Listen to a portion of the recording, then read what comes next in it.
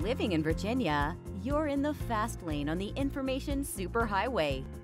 We've invested $3 billion in Virginia's broadband network to give you one of the fastest internet connection speeds in the world, so you can build relationships, bring new business to our state, and meet the future of education. It's amazing what we can do together. Visit VCTA.com to learn how broadband connects the Commonwealth.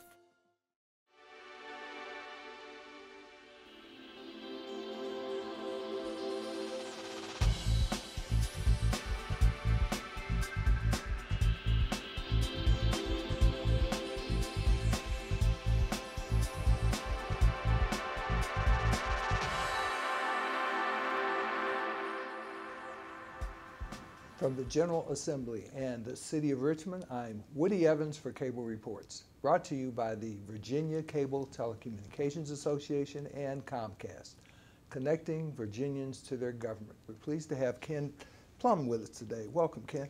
Woody, thanks for having me back, and thanks for Comcast for allowing us to do this to report to our citizens back home. You're welcome. We're glad to have you here. Lots of changes here. We're in a new building. I assume you've gotten used to your quarters over the last couple of weeks? I need to correct that. We're not in a new building. That's a very old building. That's true. Yeah. That's a good point. You're in a but different it's new building. to us. Yeah. Yes, yes. The previous building we had up on Capitol Square was a Life of Virginia Insurance Company building, and frankly, it got worn out. Between its mechanical systems didn't work and the asbestos throughout the building. The conclusion was that it costs more to fix it up than to take it down. So in order to take it down, all 140 members of the General Assembly plus our staff that are here in Richmond on a full-time basis had to move. And fortunately, there was an office building at the base of Capitol Hill, right on Bank Street, that we moved into. It's a different building, so it takes you a while to get used to walking around, but it really is fine. It looks different and so on, and the room configurations are different, but it's going to be fine. What we want to do is not have people not be discouraged about coming. You know, the entrance to the Capitol after remodeling of the Capitol is on Bank Street.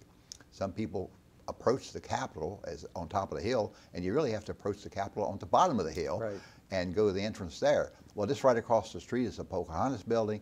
That's the building in which the members of the General Assembly now occupy, and where many of our public hearings are held too. So come on by. A little bit more transparency here now too, as well. Yeah, things have changed around here, and you know, I've been here a long time, and over the course of the time I've been here, I've been pleased with the general movement towards more transparency. The notion that legislators are representatives of the people and they come to the Capitol and do all the business on their own, people don't buy that anymore. People want to know what's going on, they want to be involved in it, and in fact, we as citizen legislators, you know, it's not a full-time job for us. We come here for just a couple of months of the year. We deal with a lot of specialized topics for whom much more expertise is available in our district than might be here at the Capitol. I helped start the Joint Commission on Technology and Science many years ago, and the basic way in which the Joint Commission works is that on a given technological subject for which some legislation may be appropriate, we organize working groups of experts in the field to help us figure out the particulars of that.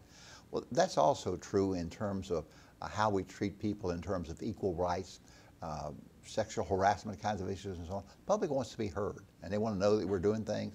So all the committee meetings are open.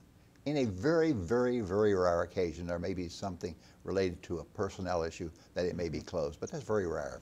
Otherwise, it's going to be open. And also, too, this year, most of the committee meetings are televised. They're live streamed, so people can watch them that way. So I think that's a very positive step forward. And now with the digitizing of all of our votes and so on, you can find not only how we voted on passing a bill, but you can find out how we voted on a bill in committee and now in subcommittee. So this whole thing of killing a bill in the dark of the night when nobody was looking, running out of ways to get that done, fortunately, and so that's more transparency for our viewers. I think that technology generally has many potentials for broadening democracy, for involving more people. And I've mentioned a couple already, the fact that we can live stream our meetings and people can see what we say and do when we're here. And then the the fact that we can have these recorded votes and so on so people can keep up with this. I think it's a good trend. Now, those meetings that are live streamed are also archived, I believe, on the General Assembly website. So to the extent a citizen wants to go back and look at previous committee meetings, they can do that now. Yeah, mostly your opponent's going to do that. Yes. Somebody who's thinking about running against you maybe go back and take a look, and that's fine. I don't have any problem with that at all. The other thing it helps with is that over the years, we have not, since the quill pens, made much of a recording of what it is that actually happens by way of discussion. So when you're in a court of law and you're trying to determine what did the legislature mean by this bill as it was written. Legislative intent. Legislative intent, often debated in the court, for which there's little now background. Presumably these live stream things can at least give some insight into what the legislature had in mind. Now, as you indicate, technology can bring a lot of positive things. What about the changes you have observed over the last 40 years or so in terms of the collegiality amongst your colleagues? You can pre-file legislation now before the session begins. As I understand it, when you first came here, that wasn't a technology that was available yet. And you actually had to, the first week, talk to your colleagues about bills that they were intending to introduce, because right now I think there's a little bit of confusion the first couple of weeks because people pre-file things, they don't talk to each other, and they may have done it on the same subject matter. Yeah, and as is with so many things in this business, there's some good about it and there's some challenges about it. The good about it presumably would be that you can start working on legislation before you get here, because we deal with a couple thousand pieces of legislation, and if you just wait when you get here to take a look at it, you're already running behind. Pre-filing should allow people to, again, understand what it is you're working on, and also interest groups who are interested in legislation, by seeing it early, ought to be able to work on it then and make even better legislation. Some will point out that, gee whiz, some people will look at what somebody else of another party has filed and they'll file the same thing and get the credit and all that. That happens, I'm sure, and I just think we shouldn't spend too much time worrying about who gets the credit and who gets the results of the legislation and put our focus there.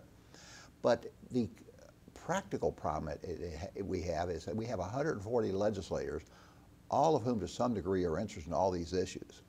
It's true we each develop some specialization, but we also, though, too, have a broader interest. Sometimes there may be 2, 3, 4, 5 bills on the same subject that get pre-filed. The system kind of works that out. When the bills come before the committee, either somebody in the majority party, somebody who's senior, the lowest number bill or whatever, will be the one considered, and the other bills that are identical won't be considered. That looks a little awkward, but it works out okay ultimately in the end, I think. But you know, in the end, people always have said about watching legislation is like watching sausage being made. It's not always nice, clean, and pretty, but I think it works out okay in the end. Did you anticipate the wave that occurred in terms of 15 new Democratic members of the House of Delegates? I wish I had, because if I had anticipated that, I would be the highest paid consultant in the country right now. Anybody who's honest about it and take a look and follow that election, and I followed the election statewide, were surprised. What I typically, because a lot of people were asking, what's going to happen? I said Democrats are probably going to pick up 5 or 6 seats, which would be a large number of seats for us to pick up. But I said, if we could pick up 10 seats, I'd be ecstatic, right? We picked up 16 seats. No, I don't think we did see that wave.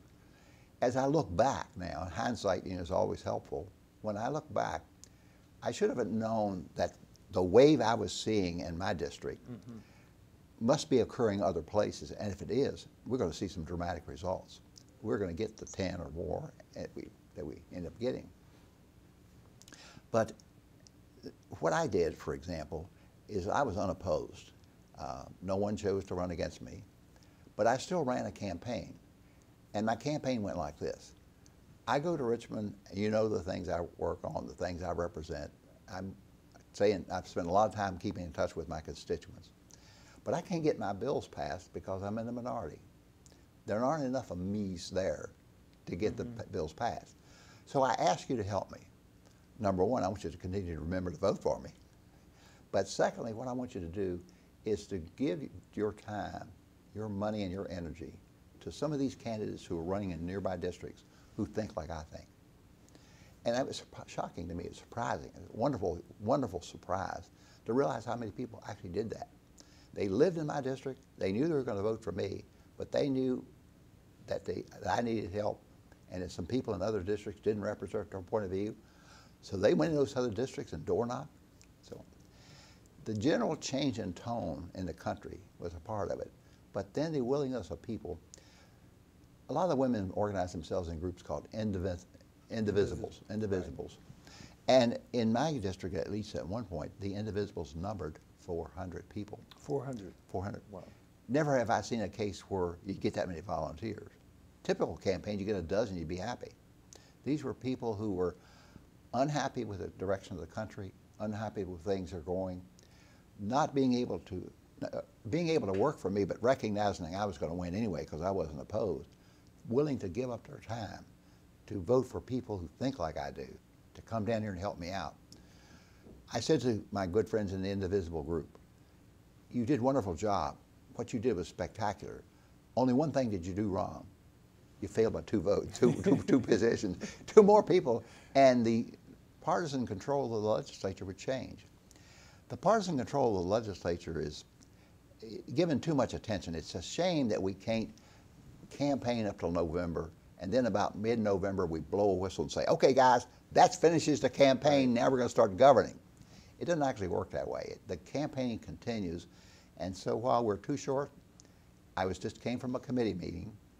The bill had a friendly amendment, but somebody on the other side decided it wasn't a friendly amendment, so it died 12-10.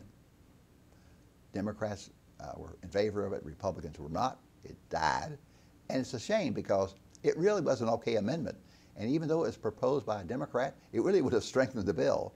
But we get too hung up on this partisan thing, somebody trying to do something to somebody. Hope we can work that through and get over it. So previously, the ratio was 66-34, I believe. Yeah. Now it's 51-49. Correct. What about proportional representation on committees? I assume that has changed to some extent.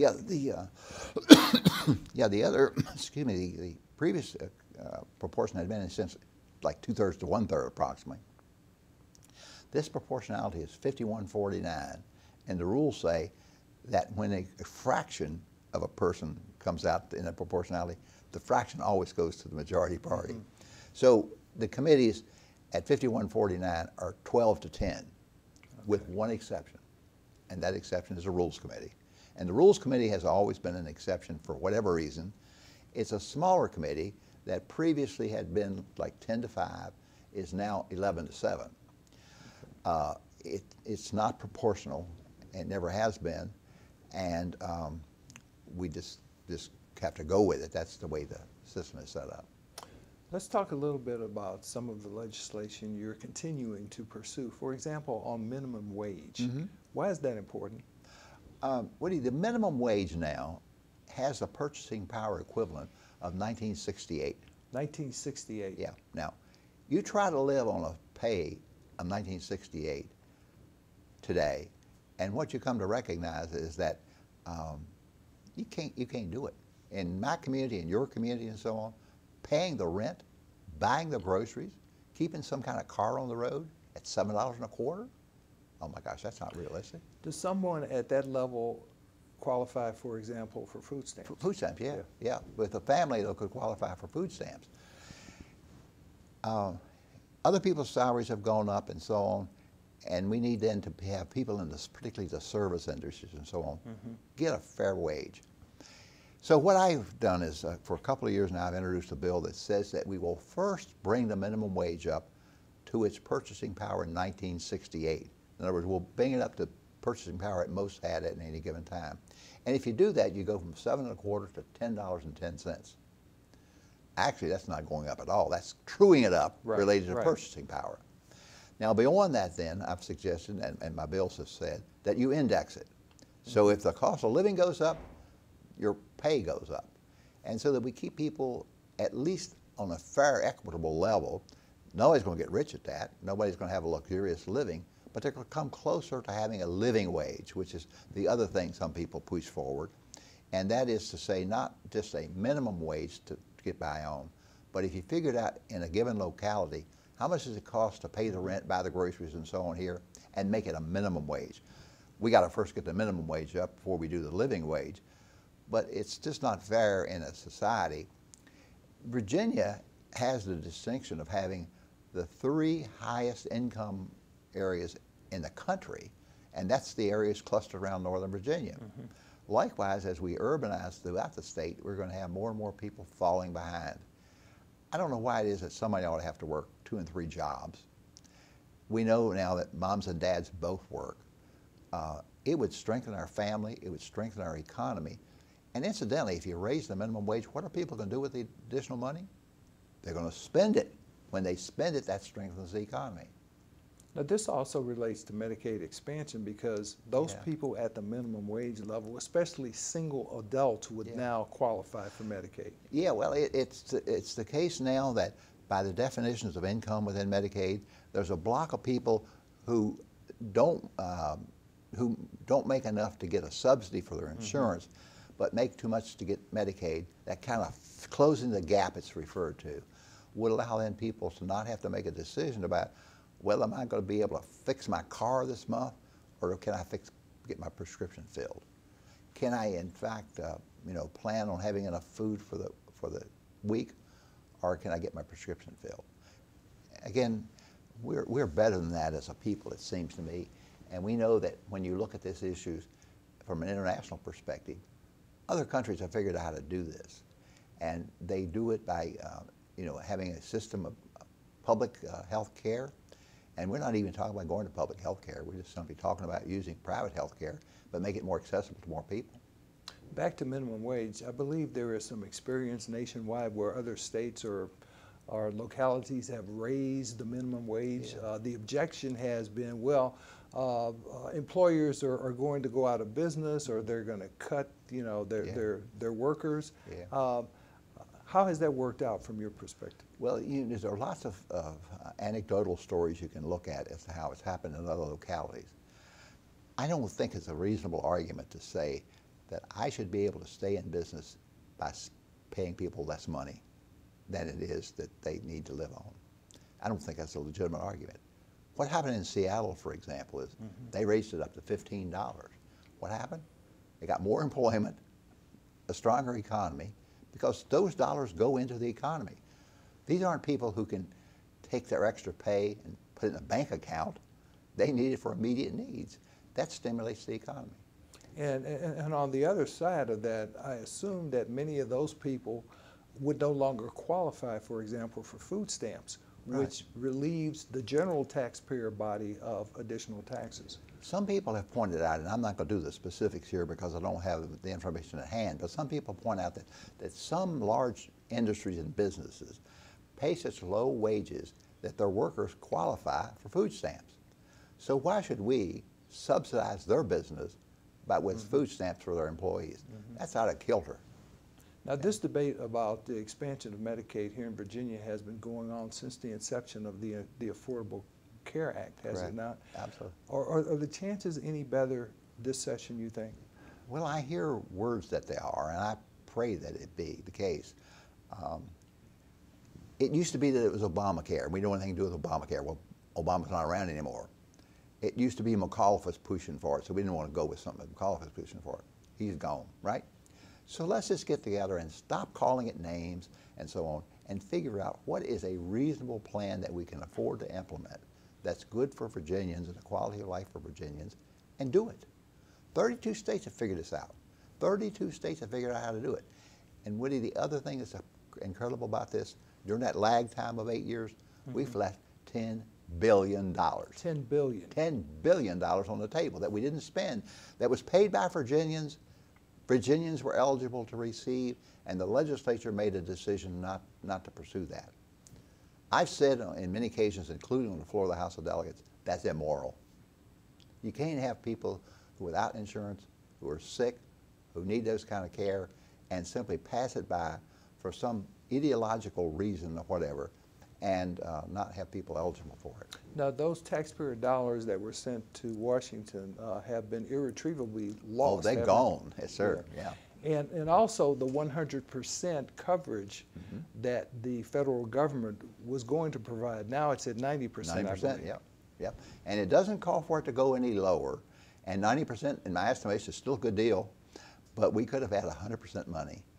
But we simply got locked up on ideological arguments about it. When in fact, what the federal government permitted was a lot of variation in how you implemented the program. Of the 32 states that have the program, not 2 of them are exactly alike. They've all taken into account the specific changes and so on that they needed to fit their state pattern. And the federal government grants these waivers. There's some limitation to what kind of waivers you can get, but they grant waivers to be able to states to get into it. And a number of those states have Republican governors, as I recall. Oh yeah, yeah. If you step outside of it and look at it, I don't see what's D and what's R. I mean, it's a basic question about do we have an obligation, a responsibility as a government to care for those people for whom, for whatever reason, they're not able to get enough pay. Maybe it's because their wages are too low. Maybe it's because of the decline in the economy in their regions or whatever. If you're just lazy, you're not going to get the money. This notion that somehow this thing becomes free money for lazy people doesn't work that way. And it would also help to create jobs. I mean, the healthcare industry is burgeoning, isn't it? Oh, I think the number is that if we had fully implemented Medicaid from the beginning, it would have added 40,000 jobs to the Virginia economy. And these are people, for example, that, you know, you've probably heard the stories about what happens in Southwest Virginia. The Remote Access Medical Program, which is a international program that essentially serves third world countries. That's the one in Wise, Virginia, I Yeah, believe? it serves Wise, Virginia among the third world countries of the world. And it does it by bringing volunteers there for 1 day a year, medical service. We should be ashamed of ourselves. I believe you volunteered one year, Oh, did you not? I did. I wanted to see how this went and how it worked. And I was astonished because I went down on a Thursday to help them set up the program, which was going to be open Friday and Saturday and part of Sunday. When I left on Thursday afternoon after having set up the program, looking towards the next morning at 7 o'clock it was going to open, I drove past 1.5 miles worth of cars on the side of the road of people sleeping in their cars so they could be first to get their teeth fixed, to get their eyeglasses, or to figure out why it is that they are so tired all the time and what medical care they need. They waited all night. They slept in their cars. A couple thousand people got served there. Thank heavens for the doctors and the dentists and other people who went there to volunteer to help them out. But it's a lesson to be learned, and I just don't think it's okay for us to be really rich someplace and be so poor other places. I don't think it works. And of course, we've got an opioid drug crisis going on now as well. It's huge. It's huge. And what the ultimate outcome of that's going to be is hard right now to see, but it's one that everybody's taking seriously, and we're moving forward. Education is a piece of it, to have people understand the consequences of opioid abuse that leads to heroin abuse, that leads to incredible numbers of deaths, astonishing number of deaths of young people and so on. On the other hand, it's working with the medical authorities and facilities and so on to not prescribe the painkillers as extensively as they've been passed. So what starts off sometimes for folks as a legitimate condition where they need a painkiller because they had surgery or whatever, turns out to be addiction. That's not good. And of course, because of the tightening of the way doctors prescribe those opiates, many people who are hooked now are turning to heroin. That's a health issue as opposed to a criminal justice issue, don't you think? Oh, yeah. Ultimately, if you get involved in the trade of drugs and so on, you've committed an offense, and we need to deal with you appropriately. If you're simply hooked on the drug, locking you up is not going to do a whole lot of good. What we need to do is have appropriate treatment programs and early intervention programs that have people understand the consequences of having to do with these drugs. And of course, another major health issue is gun violence. Yeah, that's what I call it. I put in bills every year that would require people in the purchase of a gun to have their backgrounds checked to make sure that they're not violent people who committed crimes and so on. And also to have the mental health records checked to make sure that they're not violent people or people who are out of control. The idea being that you keep, if you're going to have guns, what you do is you try to keep them in the hands of the safest persons. Everybody recognizes that the universal background checks, or most people recognize that the universal background check is a way to try to deal with the whole problem. I'm not going to sit here and say it'll get rid of all the gun violence. But the fact of the matter is, more people now die by gun violence than by automobile accidents. And that's about $30,000 to $40,000, $30,000 to $40,000 a year. I think. People, yeah, people. Right. And it's young children. It's people in school classrooms. It's people in churches and so on. That's out of hand. So when you look at it, you come to recognize that this is a public health epidemic. And pediatricians and others are saying, you got to keep guns away from children. Mm-hmm. I mean, that's pretty basic, right? And this notion that somehow the government is somehow going to come by and collect all your guns, that's baloney. It's ideas that are perpetuated by essentially the industry that makes money off of selling guns and selling ammunition. And we need some balance in that. We can have a Second Amendment. The Second Amendment relates to the state militia, but we can also have greater safety than we currently have. Still have a lot of voting rights issues, and before you know it, 2020 will be here, and we'll have redistricting. Yeah. What about the need for some bipartisan effort in terms of redistricting? Well, you're talking up my alley now. I mean, I'm a firm believer in that. Every 10 years with the federal census, we find what we start off knowing, and that is people shift around. My district is burgeoning with people. We're building houses, and condos, apartments, and so on. A lot of people have come to my district. You can go to Southside Virginia and you find areas that have lots fewer people than they had 10 years before. They're going declining. Well, the census allows us to redraw district lines so that the number of people in each legislative district is essentially equal. Now, unfortunately, along the way, what was discovered was you could take a look at voting patterns of how people voted and then how they shift in their population and put those two together and jury-rig the operation. You jury-rig it so that one party has an advantage over another. I have studied this for years. In 1982, when 75 Democrats in the House of Delegates, I introduced a bill saying, we shouldn't be doing the redistricting, we should give it to an impartial body. So it's not a partisan issue, or it shouldn't be? It shouldn't be. Now, if we have nonpartisan redistricting, I can't tell you for sure if the Democrats are going to be advantaged or the Republicans are going to be advantaged. What I can tell you is that you can have an outside body that takes into account communities of interest and so on, that makes the district more compatible and compact and of similar interest, that strengthens the representation for those districts. Because now the way it happens is that everybody looks at the district to see how can I save my seat, right? Well, you got to save your seat by campaigning, by knowing the issues and so on. Thank you for being here, Delegate Ken Plum. Good to see you again, and good luck. I always enjoy chatting with you. Thank you for watching Cable Reports, brought to you by the Virginia Cable Telecommunications Association and Comcast. Until next time, I'm Woody Evans.